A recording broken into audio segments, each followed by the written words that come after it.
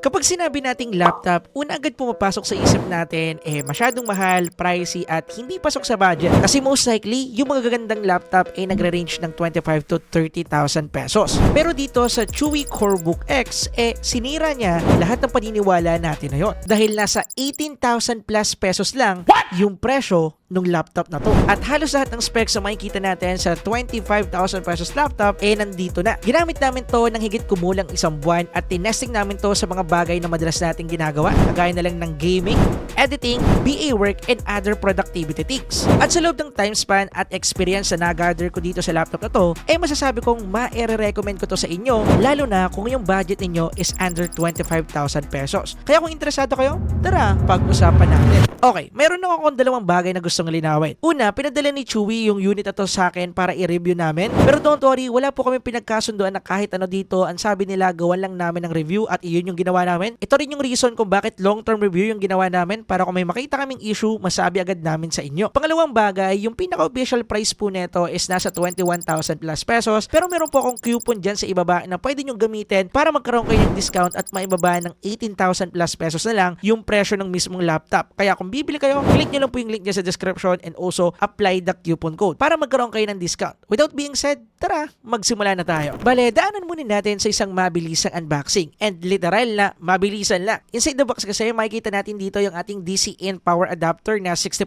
watts, and actually magandang bagay yan. Mamaya malalaman nyo kung bakit. Then sumunod naman dyan is yung mga paperworks neto, kagaya na lang ng user manual and warranty. And syempre yung last is yung mismong laptop mismo. Now, yung next naman natin pag-usapan yung build and design ng laptop na to. To be honest, yung first impression ko nung una kong in-unbox tong laptop na to nung April 21, nasabi ko agad na parang MacBook yung style neto. I mean, kapag dating kasi sa color, tindig, compactness, onipes, keyboard layout, lawak ng touchpad, and also build neto dahil naka-aluminum alloy chassis din, MacBook na MacBook talaga. At least para sa akin, dahil yung previous laptop ko is MacBook M2 Pro, kaya medyo naalala ko siya dito before ako mag-switch sa aking editing PC ngayon. Binenta ko kasi para makabili. Anyway, flashback aside, just I said, maganda yung build quality neto except the fact na 21,000 pesos lang yung price point ng laptop na to. Kasi yung ibang under 25,000 pesos laptop na nakita ko before, naka-plastic chassis pa rin. Kaya pagdating dito, plus point siya pagdating sa build. Kapag dating naman sa design neto, una kong masasabi dyan, napaka-minimalist and also super slim. Minimalist kasi una, makikita natin dito na Chewy branding lang yung makikita natin sa likod, which is nakakapagtaka dahil hindi nila nilagay sa center yung kanilang logo. Nilagay nila sa upper right corner. Medyo kakaibang atake. And then, pagdating naman sa slimness, kitang-kita naman natin na talagang manipes yung laptop na to, na kung saan pwede nating ilagay sa bag natin ng walang kahirap-hirap. And pagdating sa bigat neto, hindi din ganong kabigatan dahil nasa 1.4 kilos lang. Kaya hindi tayo mahihirapang magbitbit kung ilagay man natin sa bag or kaya bitbitin natin ng isang kamay. Kaya hindi tayo mahihirapan na dalhin to sa coffee shop or kaya sa school na kung wari mag-aaral tayo, pero ang totoo naman magkakape lang talaga. Gaslight pa, guys. Kapag dating naman sa keyboard layout neto ay naka full size backlit keyboard setup tayo dito. Actually, magandang naging typing experience ko dito dahil accurate and saktong-sakto lang sa akin dahil 60% keyboard user din ako. Kaya hindi din ako nahirapan mag-adjust dito. Ganon din yung feedback ng girlfriend ko kasi siya yung madalas gumamit dito. Two-mode din yung backlight neto, which is soft and also hard light. So, pwede ka naman kayo mamili. Bahala na lang kayo dyan. Kapag dating naman sa trackpad neto, malaki din dahil nasa 5.8 inches yung size neto. Kaya malaki yung room natin to navigate and gawin yung mga touchpad motion like scroll, zoom, or kung ano-ano pang mga touch gesture na ginagawa natin sa touchpad natin. Ito rin yung naging feedback ng girlfriend ko kasi ito yung madalas niyang gamitin sa BA work niya, and most of the time, trackpad yung ginagamit niya dito dahil trackpad person siya pagdating sa isang laptop, which is I like. Kapag dating naman sa ports na available dito, madami din. Unang-una sa left side natin, meron tayo ditong DC input, isang USB-A 3.0, may HDMI 1.0, and higit sa lahat, meron na tayo ditong full feature USB-C. Meaning, pwede natin siya gamitin para sa dual monitor setup and also sa mga display hub na meron tayo. And actually, yan yung madalas namin ginagawa dito. Bale, same ng mga MacBook, pwede rin natin siyang i-clamshell mode. So, ilagay na lang natin sa isang tabi kahit na nakatupi siya. And then, pwede natin gamitin yung dual monitor. And so far, wala naman kami naging problema sa paggamit neto. At maganda naman yung naging navigation. Okay na okay din dahil na ma-maximize namin yung dual monitor. However, asahan natin na kapag ganito yung gagawin nating setup, tataas yung CPU usage natin sa part na to. Kaya, mas maganda or marirecommend ko, single monitor na lang yung gawin ninyong setup. And then, yung second monitor na gagamitin ninyo is yung screen mismo ng laptop. pwede naman. And ito na rin yung reason kung bakit sinasabi ko sa unboxing natin na maganda na naging DC input pa rin to dahil hindi na natin kinakailangan pang gamitin yung ating USB Type-C port para lang mag-charge yung laptop if ever na malulobat na siya, lalo na kung ginagamit natin siya sa dual monitor setup. And yes mga kaparkoy, pwede po tayo mag-charge dito sa kanyang USB Type-C. So kinakailangan nyo lang ng charging brick na higit sa 65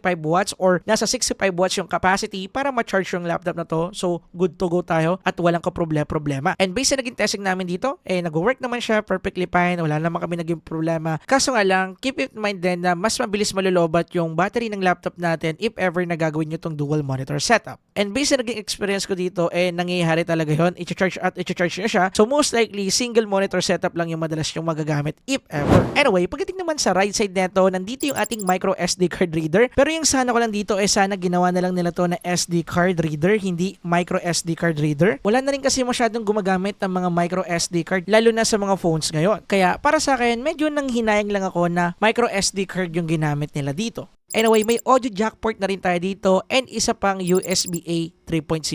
And yun lang lahat. Ngayon naman, usapang display tayo. Pagdating sa display specs neto, meron tayo ditong 14-inch IPS LCD display na merong 2K resolution and 60Hz refresh rate. Meron tong 3:2 aspect ratio. Pagdating naman sa overall display quality neto, pagdating sa naging experience namin, in overall, vibrant yung pinapakita netong color dahil sa kanyang 100% sRGB color gamut. And gaya ng sabi ko, ginamit namin to sa editing. Most likely, kung common editing lang yung gagawin natin, palag na palag. Pero pagdating sa color grading, same lang din ang feedback ko sa ibang mga monitors and also laptop before na medyo kakaiba yung timpla pagdating sa color, hindi ganun ka-accurate pagdating sa color grading dahil meron talagang tingkad or masyadong vibrant yung color na pinapakita nila pagdating sa color skin tone ng balat natin and in other color dahil nga merong boosting na nangyayari. So kung colorist ka or nagko-color grade ka talaga, hindi yung built-in screen nito yung pinaka the best na pwede natin gamitin ng monitor if ever na gagamitin natin siya sa color grading, pero pwede naman tayo gumamit ng external monitor. So doon papasok pa rin talaga yung tulong ng kanyang HDMI. Ganun pa man, sharp yung display neto. Yun agad yung una ko napansin dahil na rin yan sa 2K resolution neto. So nung naglaro kami dito ng games and also nanood kami dito ng Netflix, walang ka-problema. Maganda and also enjoyable naman siyang panoodin. Yun nga lang, nasa 14 inches tayo na screen size. Kapansin-pansin din yung nipis ng bezels neto dahil yung top, left at saka right neto,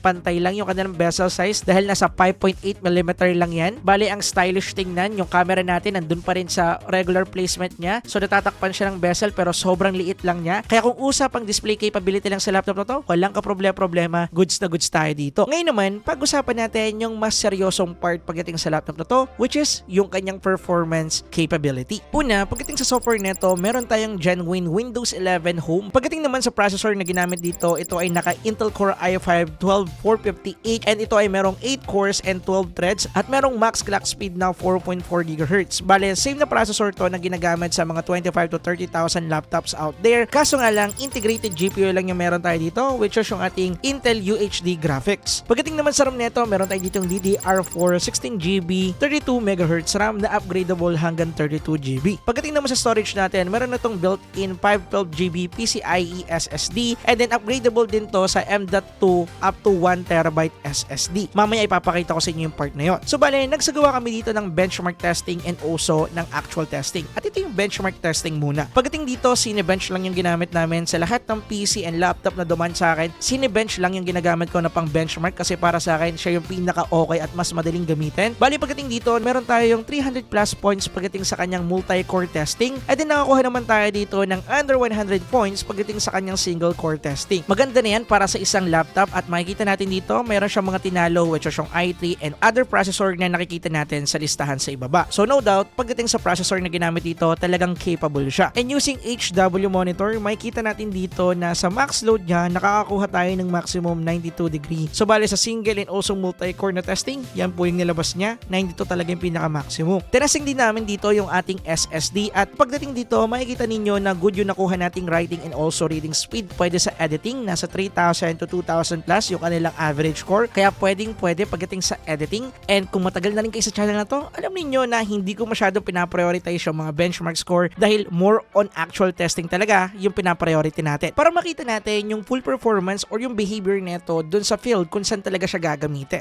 At ito yung mga nakuha natin. Unahin natin yung lagi namin ginagawa dito sa studio, which is editing. Pagdating dito, quite nice naman yung ating pag-i-scrub dito. Hindi naman problemado. Okay lang din yung pag-apply ng effect. Yun nga lang medyo matagal. At pagdating din sa exporting, yun lang din talaga medyo aabutin din talaga tayo dito ng ilang minuto. Yung 1 minute and 30 seconds clip na ginawa at inedit ko dito sa ating DaVinci Resolve ay umabot siya ng 6 minutes para lang i-export yon in just a natural and normal settings. Pagdating naman sa CapCut, nag-export kami dito ng 1080p video na common lang din yung bitrate na ginamit namin, hindi na namin customize, and then nasa 16 minutes yung video na to at nakakuha tayo dito ng 16 minutes din na time para i-export to, which is completely reasonable dahil yung processor na ginamit dito is nasa 8 cores lang. But just as I said, kapag nag-i-scrub tayo dito, magkakat tayo, walang problema. Maganda kasi yung SSD natin, talagang okay na okay or akma yung reading speed niya. Kaya kapag nag-open tayo ng application and then kapag sinum natin, sinum out natin, naglo-load agad yung clips, which is nice kung aking tatanungin. Pagdating naman sa gaming part, meron kami ditong 3 game na tinesting. Una, nandito yung ating Valorant at pagdating dito, walang ko problema. Kaso nga lang, low graphic settings tayo dito. And then yung FPS natin is naka-unlimit and then nakakuha tayo dito ng decent performance. Maganda yung gameplay natin dito, playable na playable siya. Actually, mag-i-enjoy naman tayo if ever na maglalaro tayo ng Valorant sa laptop na to. Pagdating naman sa thermal na nakuha natin dito, no problem, goods naman. Isang part lang or specific part lang yung umiinit sa kanya, which is dun sa may exhaust part, which is umaabot ng 50 to 60 degrees Celsius sa loob ng 40 minutes of playtime. Ganon din yung naging thermal nito pagdating sa Genshin Impact and also League of Legends. Pagdating sa League of Legends, playable na playable siya sa max out settings. Pwede rin nating i-low para sa mas smooth at mas magandang FPS. Pwede yan, wala namang problema. Pero dun sa max out settings, palag-palag na mga kapare ko, smooth na smooth yan. Kung League lang yung lalaroin natin, no worries. Pero pagdating sa mga titles sa game, kagaya na rin ng Genshin Impact, yun nga lang, medyo GG tayo ng konti dahil hindi talaga siya playable dito. Naglalaro lang siya ng 5 to 10 FPS kahit na nasa low graphical preset settings na to. So yeah, pinapakita dito na hindi talaga siya ganun ka-okay pagdating sa gaming dahil nga wala siyang bukod na GPU dahil integrated GPU lang yung ginagamit natin dito. And then lastly, tinest din namin to kapag gagamitin natin siya sa work. And pagdating dito, sustainable siya. Bali technically, yung girlfriend ko yung gumamit nito sa BA work dahil isa siyang BA. And based sa observation and also sa feedback ng girlfriend ko, hindi siya nagkaroon ng problema kahit na napakadaming tabs nito sa Google Chrome niya. At kahit sabay-sabay ng ibang application like Canva, Google Sheet, Word, hindi tayo nagkakaroon ng problema dito. Kaya-kaya niyang i-sustain. Ang maganda dito, kung medyo mas heavy pa dito yung workflow ninyo, pwede nating i-upgrade yung RAM para mas masustain niya yan. Mamaya ituturo ko sa inyo. Tanging battery part lang yung nagiging concern nyo dito dahil medyo mabilis malobat. Meron kasi tong 4,000 mAh battery capacity kaya medyo mabilis talagang malobat yan. Kaya madalas nakasaksak talaga to sa charger. Pero pwede pa rin naman natin siyang gamitin sa labas. So kinakailangan nga lang natin magdala talaga ng power bank na pwede natin gamitin emergency battery para dito. So need natin talagang i-keep it mind itong kanyang battery capability part. But at the end of the day, na-nail dya pa rin talaga yung needed nating performance if ever nagagamitin natin to sa work or kaya sa school natin. So para sa mga estudyante dyan or kaya para dyan sa mga BA or any other na work na needed ng laptop, isa to sa pinaka best recommendation ko if dito nyo siya gagamitin. Ngayon naman, usapang future proofing tayo dito.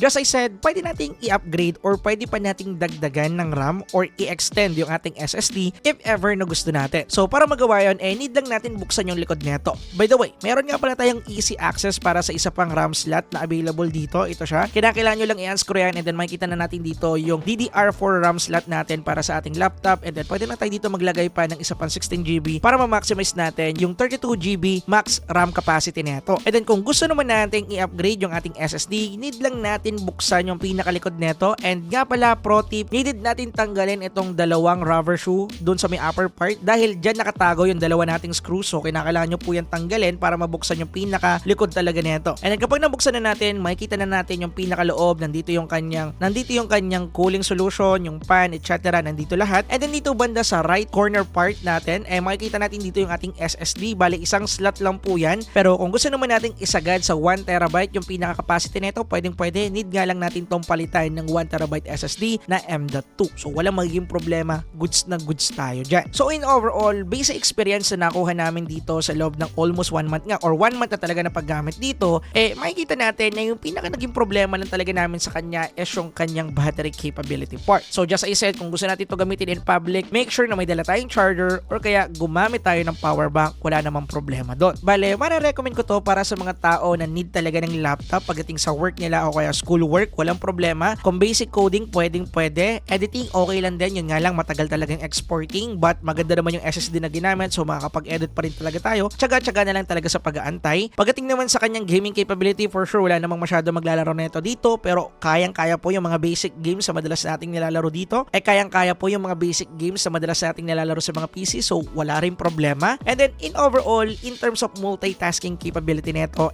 pwede rin po. Dahil nga, meron tayo ditong dalawang slot na pwedeng gamitin para sa external monitor. So, pwede natin siyang gamitin for 2 extra monitors pa para sa more multitasking capability nito. So, para sa mga magtatanong if sulit ba to? Yes, mga kapare ko, agad yung sagot ko. At ito, yung full experience ko pagdating sa Chewy Core Books X. Anyway, maraming salamat sa panonood. Kita-kita tayo. Yun lang. Peace out. Let's go.